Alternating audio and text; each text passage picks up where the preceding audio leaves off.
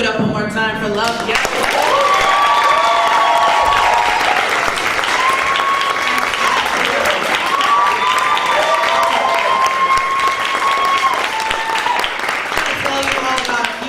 Shows that we have the National Queer Arts Festival that are coming up. We also have on its way Black Magic, which happens June 15th at 7:30 right here in Eastside Arts Alliance. This is Misha Mosley's new piece, back in the Bay and back in the National Queer Arts Festival, and we are very excited about it. We also have coming up at Flight Deck in Oakland, June 17th at 2 o'clock, and a 7 o'clock show of Sprint.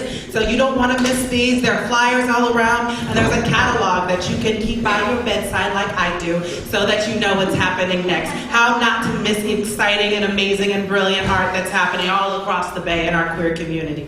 So, coming up next to the stage in our amazing showcase of Embrace, we have a 3,083-mile journey by Nicholas Chin.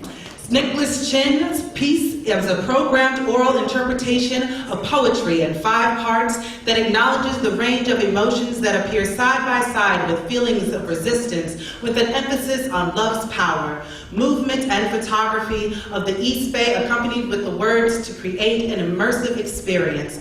You all put your hands together, start showing your love, start showing all your Bay Area queer love.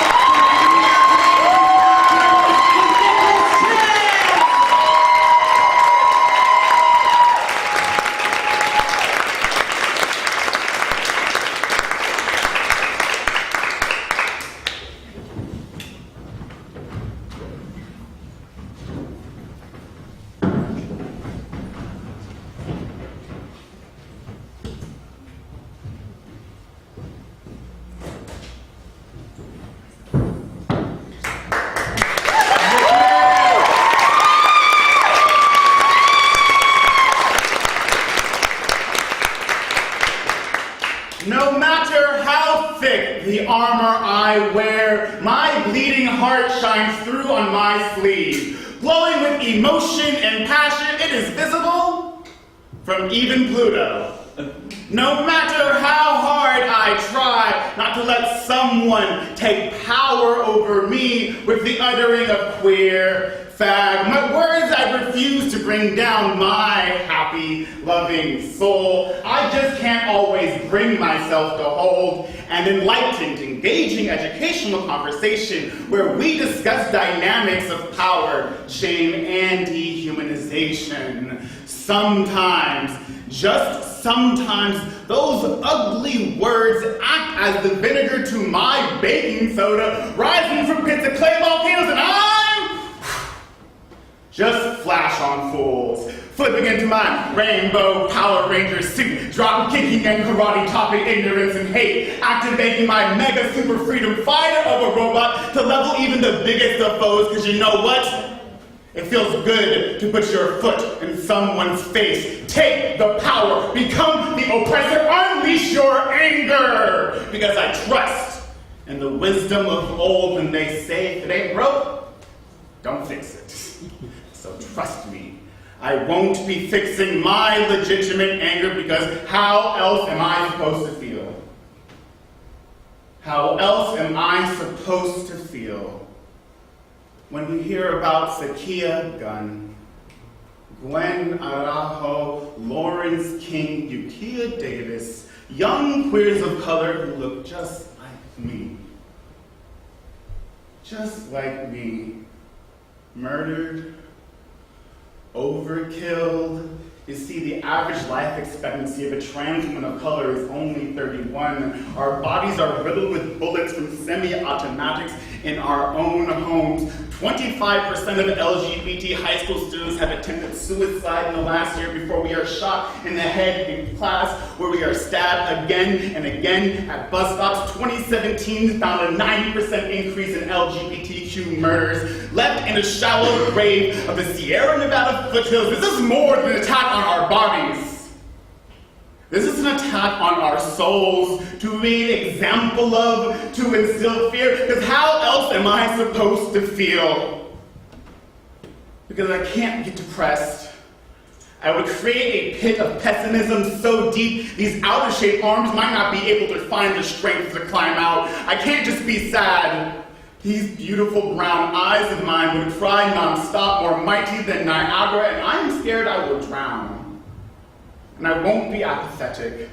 This happy, loving soul would simply die or worse, fade away. And then what am I left with? What am I left with? I am left with this burning, raging, consuming anger that I hope I know when to use. And when to use that enlightened, engaging, educational conversation where somebody sees some error in their ways, pick up a flag, and march in pride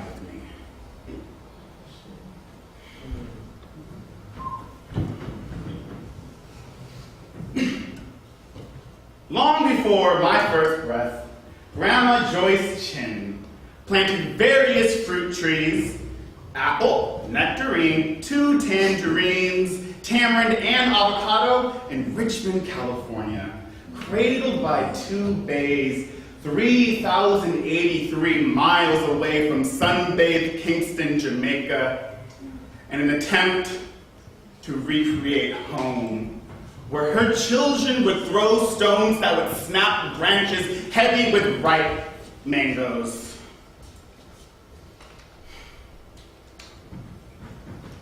Each year, as children, we would watch the avocado tree blossom into a spire of bundled pale green flowers, but never a single creamy fruit. Without a mate, avocado trees will never fruit.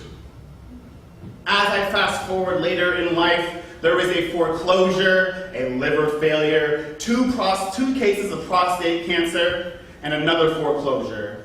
I'd find myself drinking and smoking under the spire of bundled pale green flowers with friends who knew not of Joyce or Jamaica, of mangoes or avocados. One spotted something above in the tree, made like a thief to return, with a perfectly round, dark green sphere that wrinkled like an old man who could catch the shine of the moon. My eyes became boa constrictors, unhinging their jaws, but before I could strike, his hand rose high above his head, and the sphere came crashing down into the red driveway, splitting into asymmetrical halves, like a 4-year-old, like a 3rd-story window, like a painting into a trash compactor. Either way,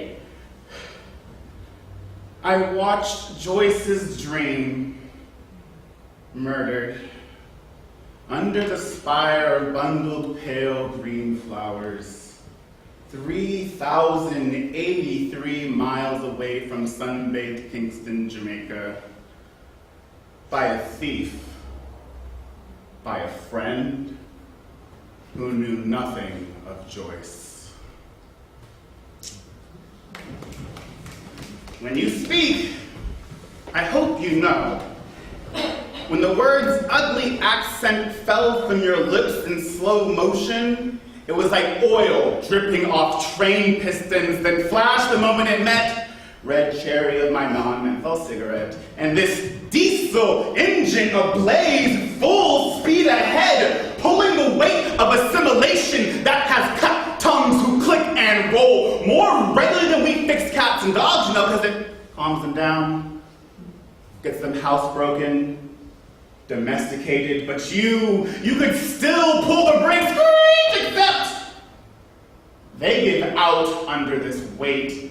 I open my heart, brace for impact, fully aware of the scorn aboard this train, one responsible for a double homicide in my family of Polish and Cantonese, one responsible for training the patois from my father's tongue.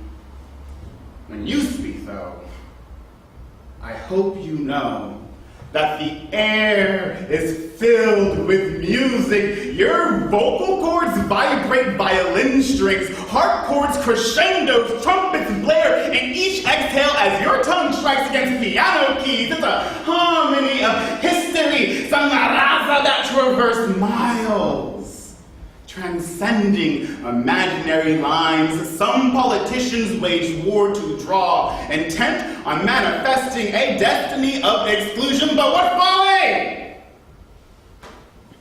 Because some shaky maracas and pounded drums don't stop when they see borders, resonating in our ears with each syllable spoken.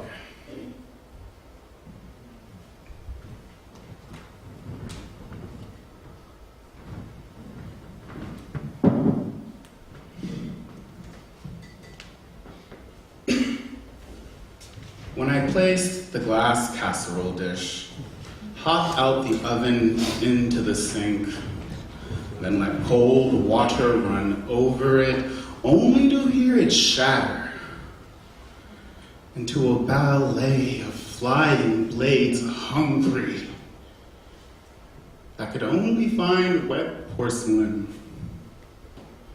at the exact moment that snapping desperation struck my ears. I missed you.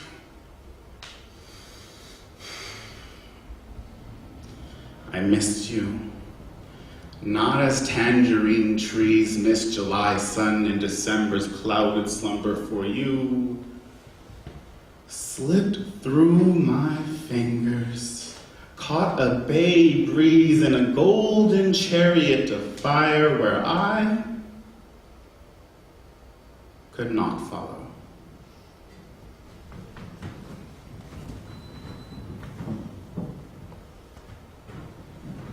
See, this last time though, we fucked each other to sleep before either orgasm could be reached, yet our bodies trembled as though 69 tremors play tag. The continents of our salt oceans drifted a foot per second. Everything we ever knew came crumbling down. Bridges connecting us to places already long forgotten, twisted into knotted yarn, falling useless into our bays. And that's when new valleys opened, and when water rushed in over rock that has never known such wetness, a baptism in all of the human form. Fresh mountains stood erect in seconds. We found the highest one, climbed to the peak, flashed our flask, and blew our jazz, and claimed this new world as our own. And when we wandered back down amongst that rubble, we painted gardens of gold. Man, oh man, did they ever glitter. And as you come in to hug me, the warmth of your neck presses against my cheek. Applewood fire grill, December fireplace, electric blanket. For a fraction of a second, the world turns cyclone around me. And for a fraction of a second, I can swear I can count these like years. Like this is a place to stay. Like I have been here before. Like I want to call this home. Like I know that this is my home. And when I know that this is my home, why would I be anywhere else but here when I know that?